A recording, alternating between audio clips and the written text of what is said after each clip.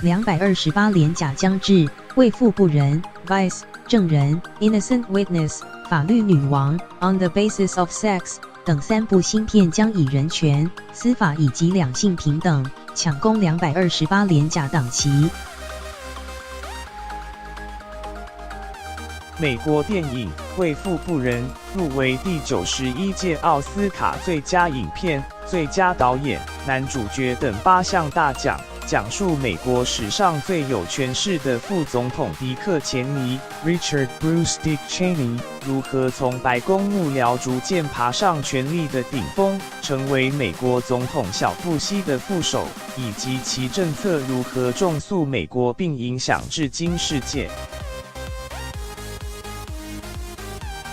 蝙蝠侠克里斯汀·贝尔 （Christian Bale） 饰演钱尼，更为细增重到95公斤，重现钱尼在任时大胆不羁且充满争议的行径，也呈现钱尼后来为捍卫多元性别平权时展现的人道精神。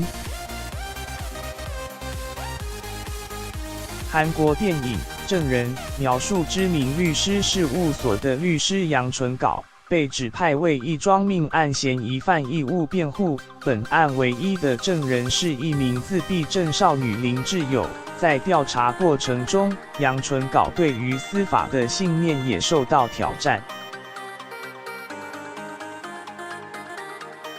曾主演2004年韩片《脑海中的橡皮擦》的韩星郑宇盛 （Young Woo Sung） 在《证人》中饰演暖男律师杨纯稿，与神同行月之使者金香气 Kim Hyang-gi 则饰演自闭症少女林志友。两人在调查过程中从陌生到破冰的感人友谊，在韩国带动口碑，单日票房更一度挤下大片，机不可失。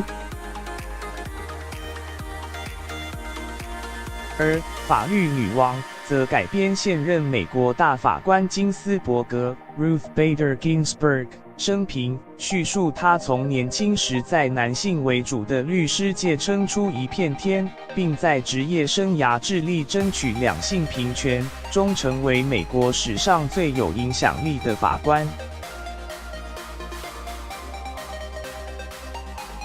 曾以《爱的万物论》The Theory of Everything 入围奥斯卡金像奖最佳女主角的费利斯蒂·琼斯 Felicity Jones 在本片中饰演这位传奇法官，与《以你的名字呼唤我》Call Me By Your Name 提名金球奖最佳男配角的艾米·汉默 Armie Hammer 有精彩对手戏，而金斯伯格本尊更在片中客串演出。